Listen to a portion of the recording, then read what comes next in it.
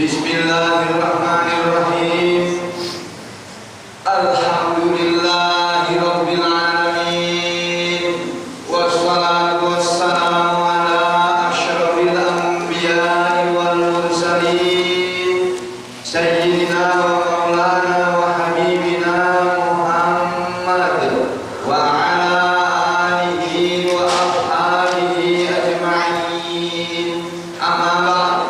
Ayuhan nas, ittaqullaha mastata'tum wasma'u wa athi'u la'allakum turhamun. Para muslimin dan muslimat rahimakumullah, seharusnya hari ini kita mempelajari tafsir surat dengan nomor urut turunnya berdasarkan urut-urutan turunnya surat adalah surat yang turunnya nomor 23, yaitu surat nomor 53 atau surat An-Najm. Karena surat itu sangat panjang, maka kita lompat ke surat yang pendek, yaitu surat yang ke-80, surah Abasa. Adalah surat yang nomor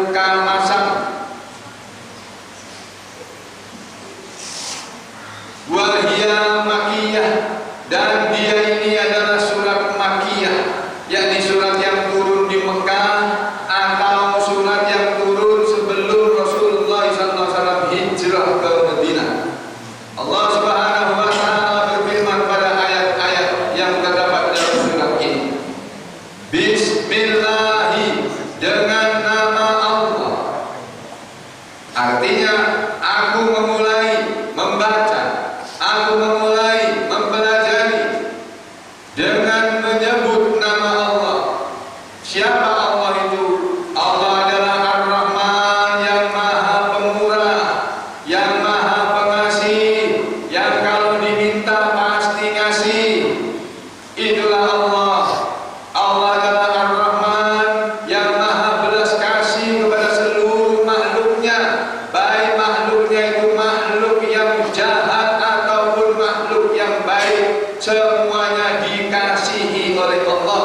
kalau minta pasti dikasih, walaupun dia orang musyrik, walaupun dia orang kafir. Kalau minta kepada Allah, Allah pasti ngasih pada mereka, karena Allah itu bersifat maha pengasih, maha pemurah.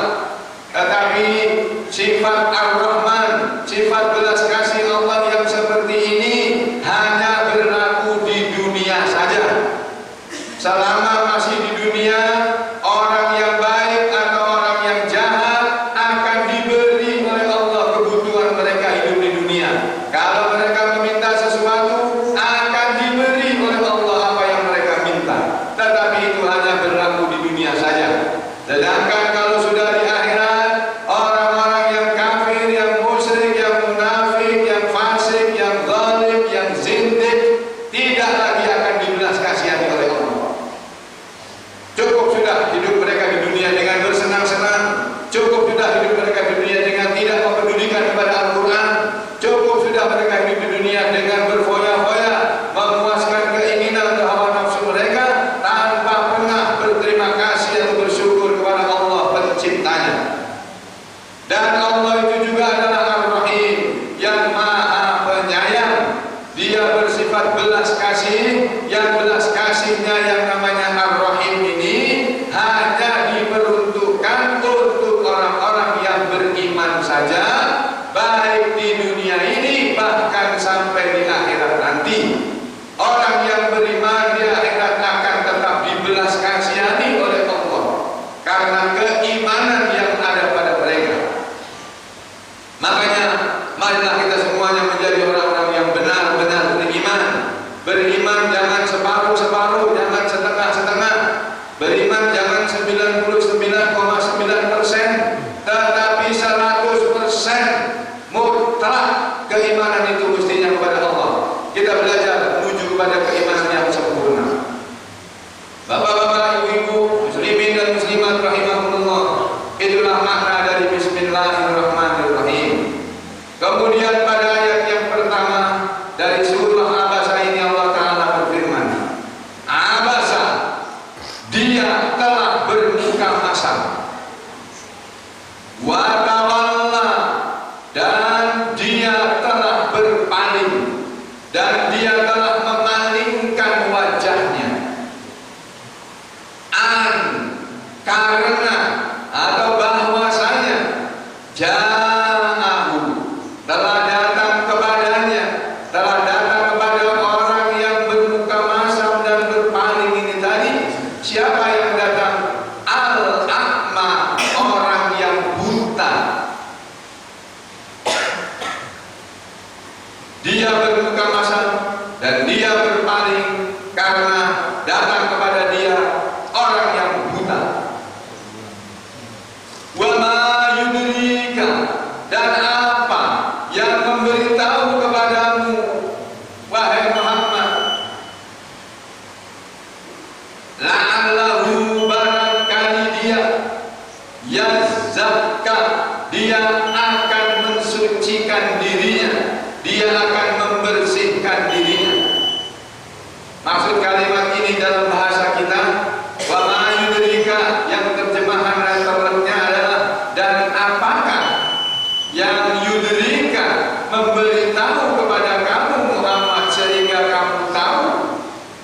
Atau kalau dalam bahasa kita, susunan bahasa kita, dan tahukah kamu wahai Muhammad, la'allahu yazakka, barangkali dia datang kepadamu itu adalah untuk mensucikan dirinya dari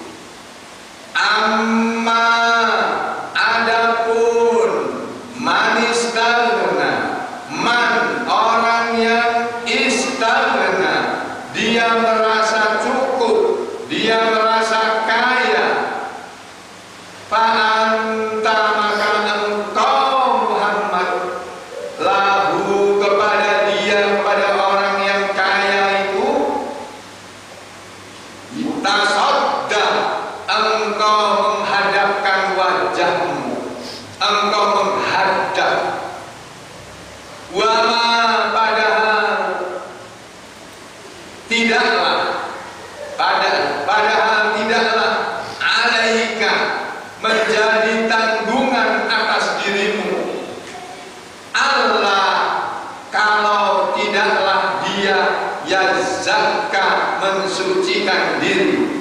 Allah yazakka, bahwa dia tidak akan mensucikan dirinya.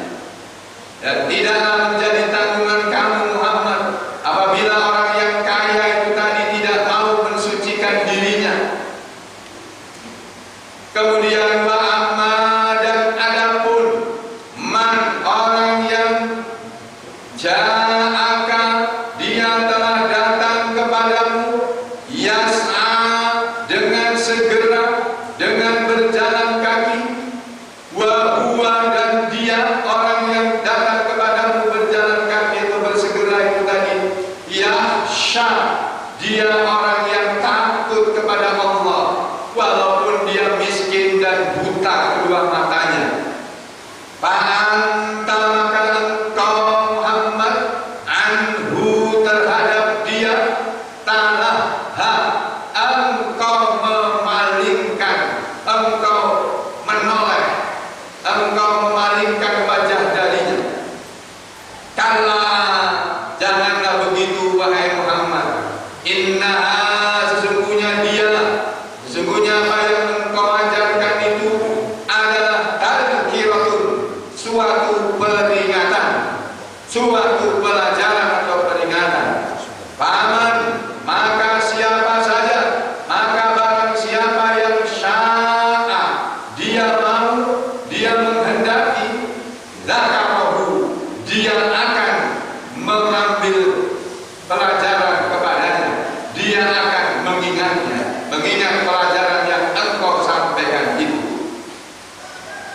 Dia yang engkau ajarkan itu wahai Muhammad, fi suhufin, di dalam lembaran-lembaran, mukarramatin, yang dimuliakan, marfu'atin, lembaran-lembaran yang marfu'ah, yang ditinggikan, mutahharatin, yang disucikan.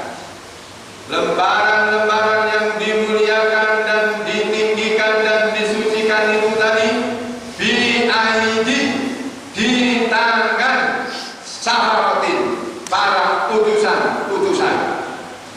Yang utusan-utusan itu tadi adalah kiramin, utusan-utusan yang mulia-mulia, barakatin, yang baik-baik. Inilah terjemah dari ayat 1 sampai dengan ayat 16 surah Abasa yang baru saja kita baca. Mari kita lihat penjelasan para mufassir, para ahli tafsir, ulama-ulama ahli tafsir tentang makna ayat-ayat ini. Ayat yang pertama yang berbunyi abasa wa tawalla, abasa, dia berbuka masam, wa tawalla, dan dia berpaling. Ya. Ini kalau menurut tafsir dari para ulama-ulama ahli tafsir, dari ulama-ulama tafsir atau mufassir dari kalangan ahlus sunnah wal jamaah, mereka semuanya mengatakan bahwa yang bermuka masam, abasa, yang di dalam tafsir diartikan kalaha, bermuka masam, bermuka kecut,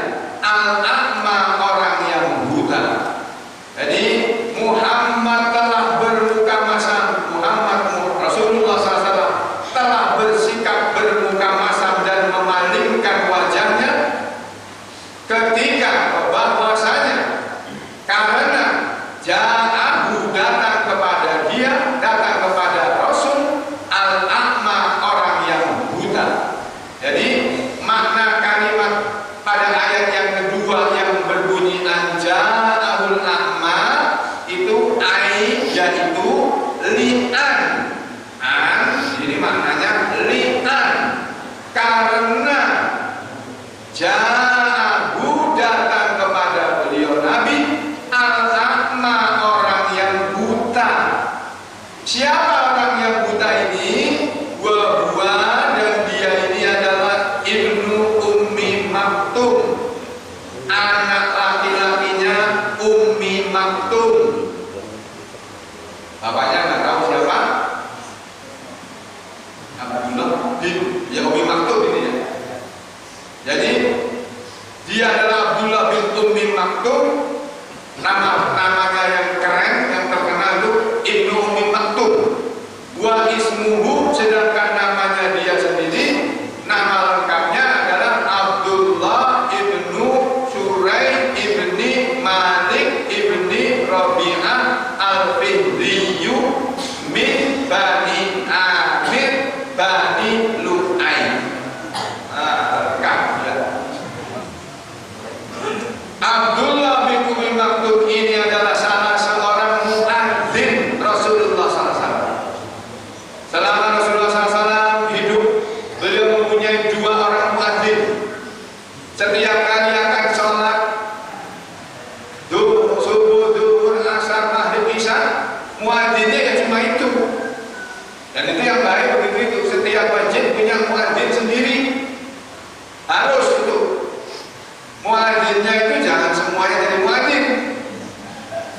Jadi kita punya masjid ini mestinya muadzinnya ditunjuk siapa? Yang sudah pernah diseleksi dan lulus ujian itu Pak Hamli. Pak Hamli kita angkat jadi muadzin. Kecuali Pak Hamli kalau bisa datang, Mang Idim. Kalau Mang Idim nggak bisa datang juga, yang biasa Haji siapa? Mang Salim. Itu muadzin itu aja, jangan semua orang yang muadzin. Nanti kita bikin tes dulu lah. Siapa yang suaranya lantang dan agarnya jangan diolor-olor. Olor-olor itu misalnya harusnya ada Allahu Akbar, Allahu Akbar. Itu jangan Allahu Akbar,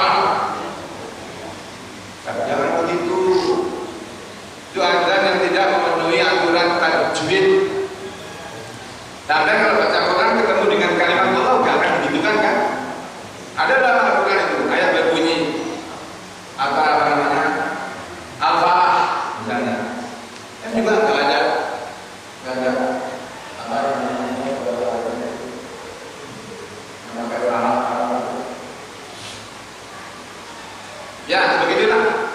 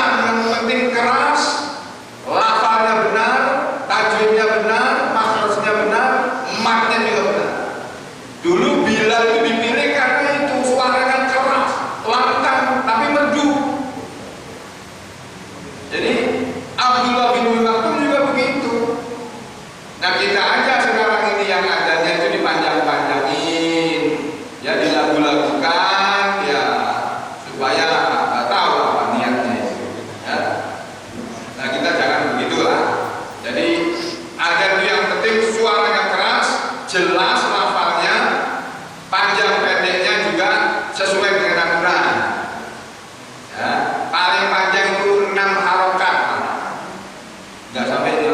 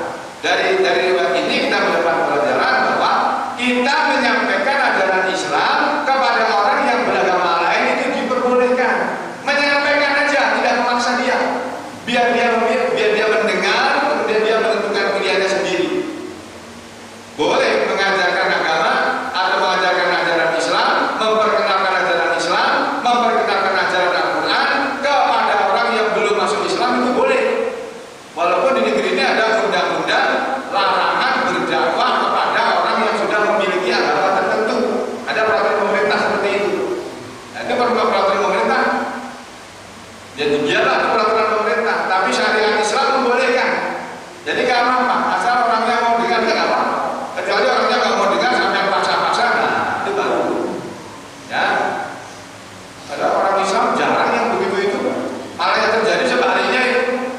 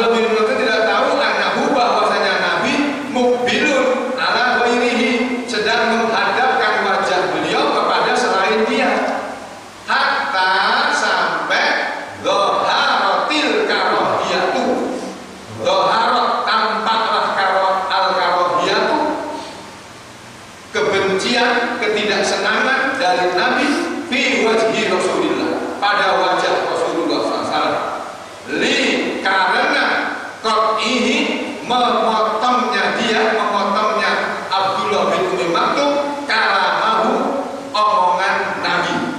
Karena Abdullah bin Umi Maktum dianggap memotong omongan Nabi jadi marah, benci, gak suka gitu. Wa qala fi nafsihi, dan berkatalah siapa namanya anak Nabi dalam dirinya, dalam hatinya, yaqulu haula isalatin, ya, ini orang itu berkata seperti kepada bala tentaranya, seperti seorang komandan yang berteriak kepada bala tentaranya. Ini gimana sih orang itu? Nah, lalu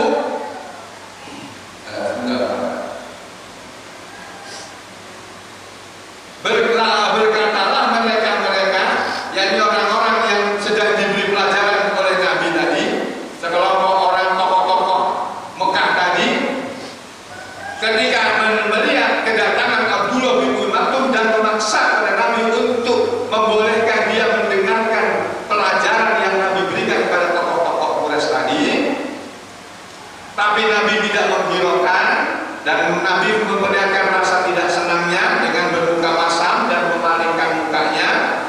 Tokoh-tokoh Quraisy ini berkata begini, innama, sesungguhnya tiada lain atba'uhu, pengikutnya Muhammad ini, tapi mereka berkata dalam dirinya, dalam hati. Baqala fi nafsihi. Ya.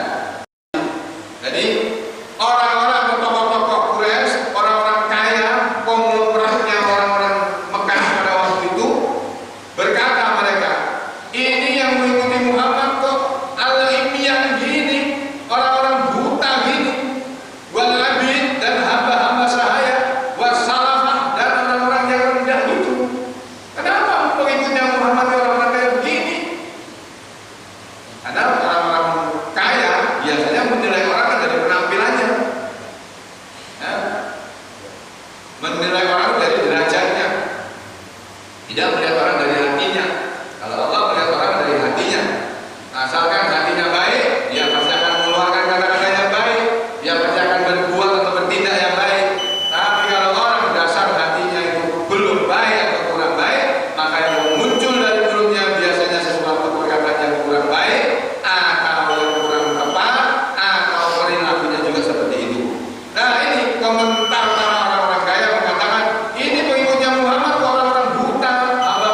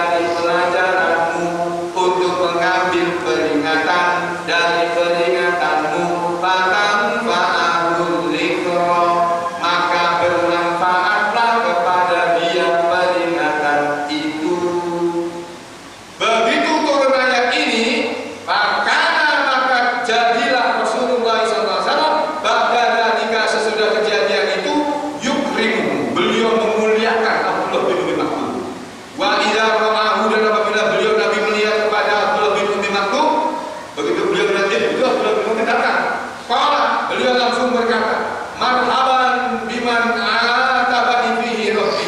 Selamat datang untuk orang yang gara-gara dia Tuhanku telah mencela aku karena dia. Selamat datang saudaraku yang gara-gara kamu aku dicela oleh Allah. Mari silakan datang. Tadinya waktu datang Nabi berpaling. Karena Nabi lagi mendakwai orang-orang kaya supaya orang-orang kaya ini pada mau masuk Islam. Lah Nabi lagi mendakwai orang-orang tokoh-tokoh Quraisy supaya mereka masuk Islam. Tapi tiba-tiba Abdullah bin Maktum yang miskin, yang buta ini datang. Kamu nanti dulu. Nanti mereka melihat kamu begini pasti nggak mau masuk Islam nanti. Maksudnya begitu, apa ya? Nah ini menurut sebab turun berdasarkan tafsir para ulama Ahlus Sunnah wal Jamaah. Nah ini berbeda dengan tafsirnya Syiah. Saya cuma membaca, bukan karena saya orang Syiah. Sama dengan saya bilang Syiah, dia bilang, oh itu ya masuk Syiah kan? Makanya dengar, buka telinganya lebar-lebar, matanya dibuka, jangan merem, ya, jangan pejam mata. Kalau perlu lihat ke sini itu supaya jangan salah paham.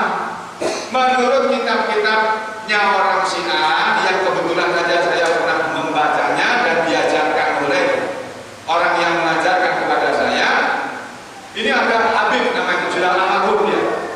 Habib siapa ya, orang Bangil itu, anggota parlemen zaman kabinet Natsir, Habib Al-Habsyi kalau tidak salah. Habib Al-Habsyi orang Jawa Timur, orang Bangil. Beliau almarhum ini mengatakan ini surat ini bukan berbicara tentang Muhammad. Ini berbicara tentang orang-orang Mekah ini yang bermuka masam dan yang berpaling itu orang Mekah, itu bukan Muhammad. Nabi Muhammad gak mungkin bermuka masam pada lebih memangku, gak mungkin berpaling. Jadi kan mereka menolak tafsir atas sebab nuzul ini. Ini sebab nuzul ini ditolak, gak bisa. Nah, itu pemahaman orang Syiah itu.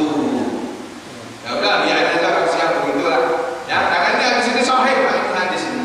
Ini terdapat dalam kitab Sahih Bukhari ada, Sahih Muslim ada.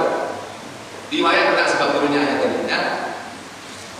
Jadi, wa yaqulu lahu, dan Nabi selalu berkata pada Abdullah bin Maktum, setiap kali ketemu dengan Abdullah bin Maktum, beliau setelah turunnya ayat ini lalu selalu berkata begini, halah kami hajatin, adakah, apakah ada bagimu dari sesuatu keperluan? Kamu datang sini ada keperluan dengan aku? Disambut ya.